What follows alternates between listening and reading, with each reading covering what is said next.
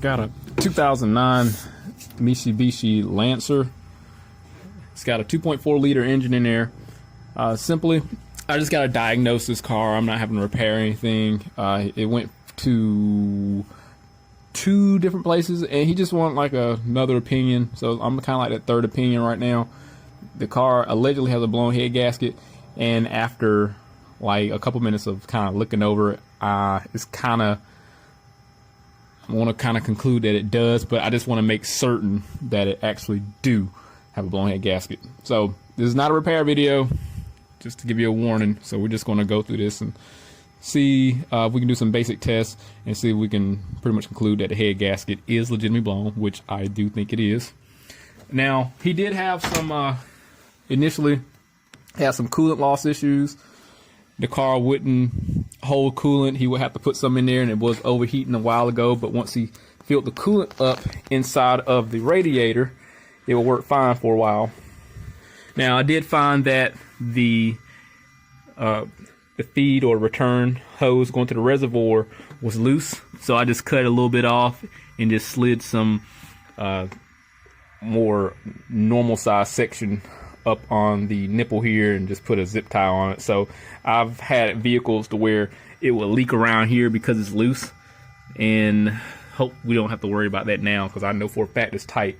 And the reason why I did that was simply because, again, it was loose, and he said it would always be full in the reservoir, but it would always be empty here.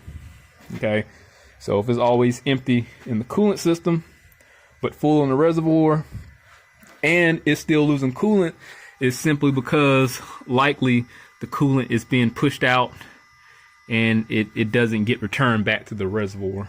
So hopefully we'll address that issue. But at the same time, again, it has head gasket symptom issues. Now, sometimes this can be condensation. There's our milkshake here. Get a good view of that. See if we can turn the light on.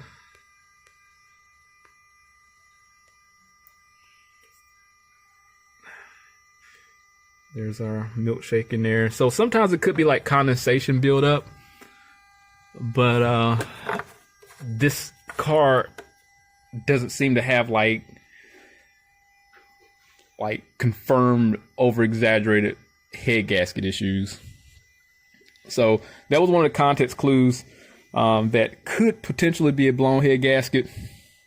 I did scan the car to see if there's any codes present. We got a P302. So it is misfiring on the cylinder, which again, it seems like it's pointing more towards a blown head gasket. Now, it doesn't have a hard miss. One thing that I like to do to try to isolate like a head gasket issue versus just a regular like low compression misfire is, one, you can do a compression test and listen to it. I mean, that's an experience thing. What I just did with this one, I did like a quick pressure test. This cap is new. He had the radiator replaced before. So I was able to, it holds pressure fine. So there's no leaks. I would put I would put air pressure in here, let it sit for a while, and come back about 10 minutes later, start the engine, and it'll have a faint misfire. If it has a faint misfire, it's just likely that the coolant is getting inside the combustion chamber, and it's not burning off properly. So right now, I'm pretty sure if I start up, it'll misfire real lightly on cylinder 2, and which is like an indication that we have some leakage going on in cylinder 2. So we could test that theory out too. So we can do a leak down test. Hopefully the pressure, when it's cool, will reveal itself in the coolant jacket here. So we'll likely do a test for that. Let me see if I can pull up some misfire. We got the misfire graph here on this scan tool. Let's see if it's in the special functions.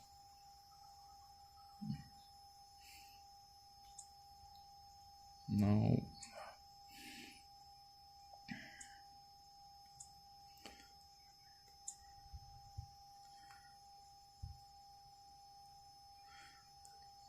have any misfire abilities. Let's go to, let's see if it's in the live data. It might be in there. Maybe, let's just see an active test. Let's see what we have available. Nope. Let's just go with live data. Sometimes you got to look, fish around for stuff.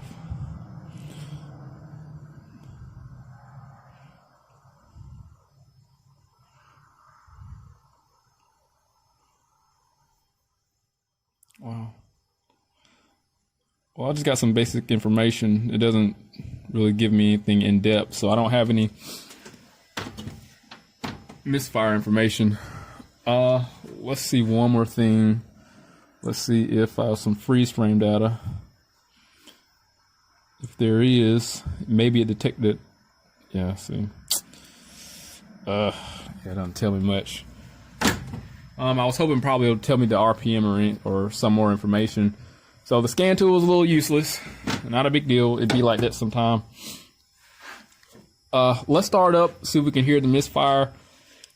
And like I said, I did put air pressure in here, so it's still full. It's been sitting for like 40 minutes. So I know for a fact there is no air leaks in the coolant system. So we'll start up, see if we can hear something. We'll pull cylinder 2 plug out and see if it's cleaner than all the other ones.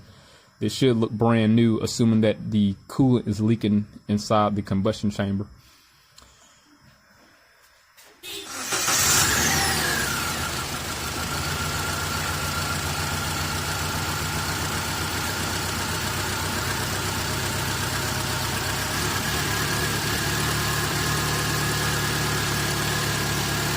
I don't know if you heard that, so it was misfiring a little bit and it cleared up. Let me shut it down.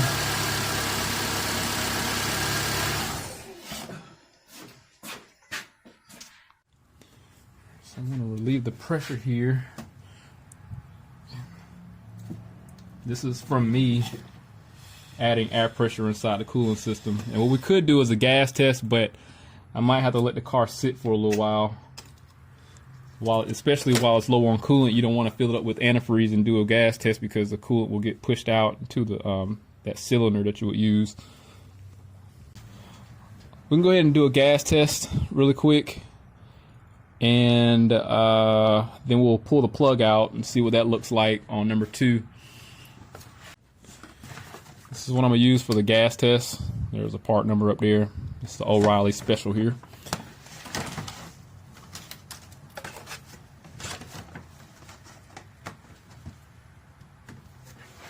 Now this might work, might not.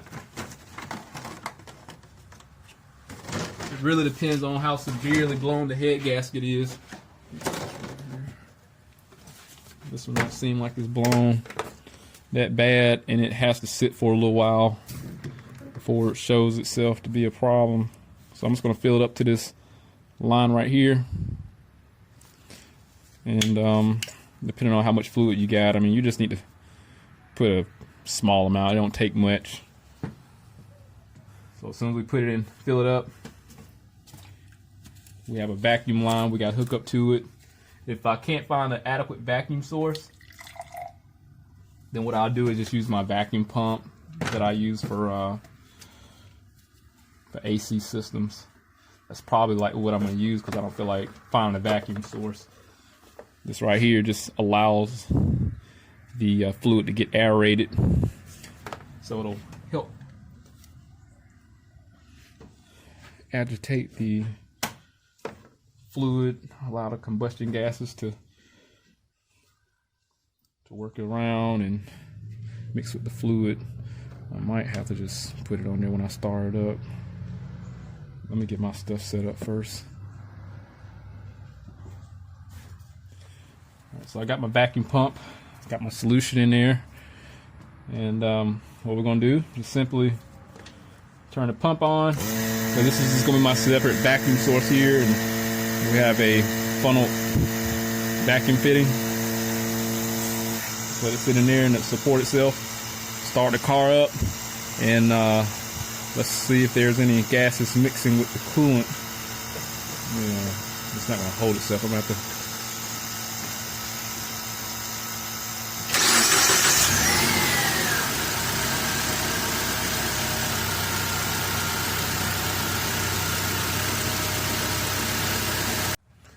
There's gonna be a change of plans here.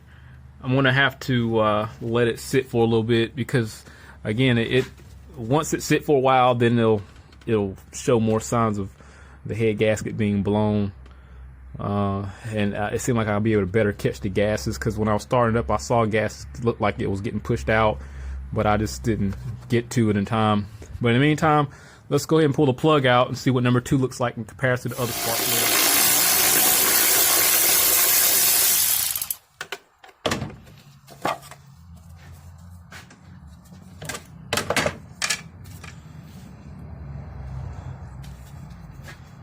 So here's our number 2. Here's 1, 2, 3, and 4. I'm gonna pull 2 out. And again, he did say he had new plugs put in.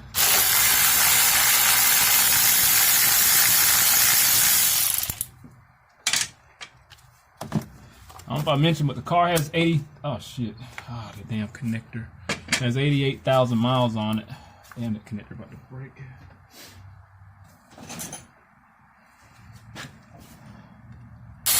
What I'm looking for is a clean plug versus a white hood, or oh shoot, oh gosh, stuff everywhere. Versus a white looking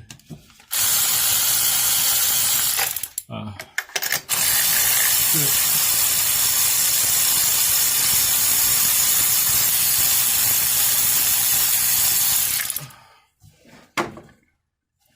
So what I'm looking for is a white looking plug.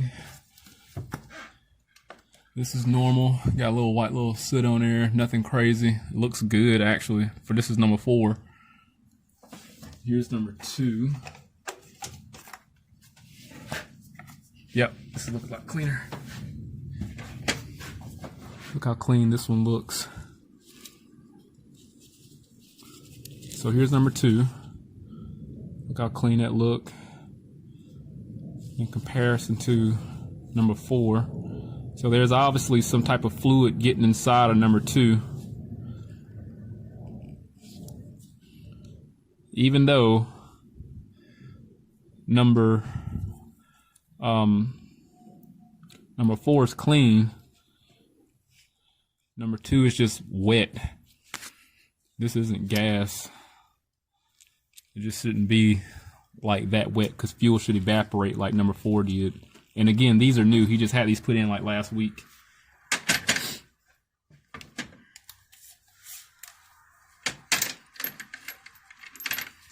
Let's pull number 1.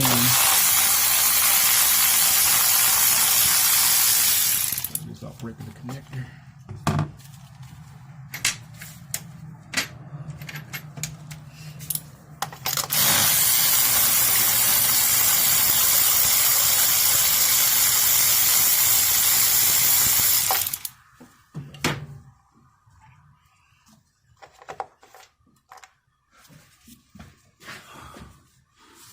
Here's our number 1. Look just like number 4. So number 2 is the oddball. I'm not gonna worry about number 3, because the check engine light's on for number 2. We have a faint misfire. What we could do is a compression test, but the compression's fine, so I'd rather do a leak down test. It sounds fluid through all cylinders when you start it up. It doesn't sound like an obvious drop in pressure. My thing is, like, is it losing pressure and getting to the coolant jacket? So that's why that's why a leak down test is definitely going to suffice right now. So I could do that, and I could make this leak down test extremely simple, and just basically hook a compression tester up to it, remove the valve core, and see if it pushes air into the coolant system.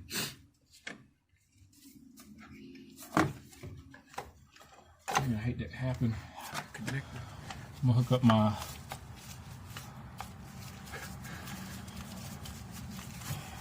leak down tester here.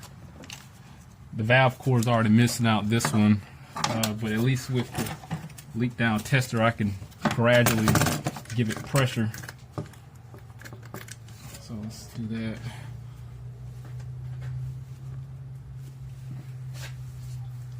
Not sure if it's at top dead center.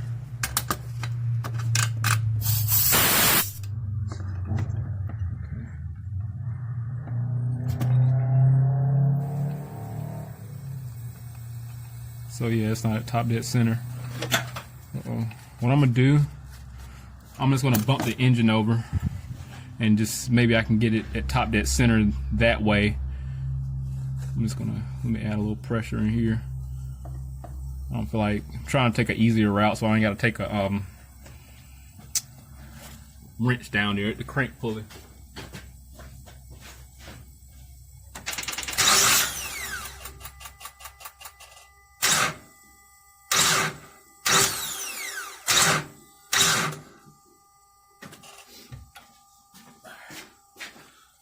That's all I want to see, the both of the gauges equalize. So what we're gonna do, we're gonna increase it so all the valves are closed. And see if it started bubbling outside the coolant system.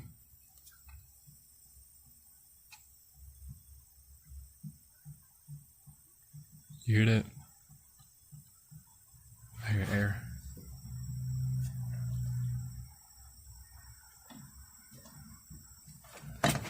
There's air coming out of the coolant.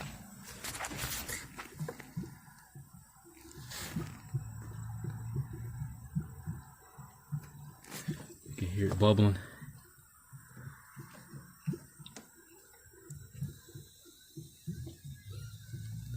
The more air I start to add, the more it starts to bubble.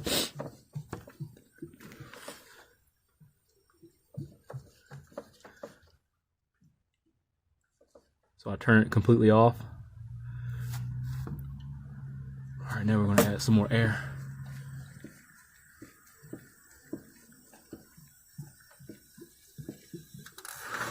So I had to, the compressor came on, then I had to get the valve back closed, so it's good now. So what I did, I just put the tester here, and we can simply just see the air coming into the coolant system. I'm going to turn this up a little more. So we heard the bubbling. Look at that. But we only have about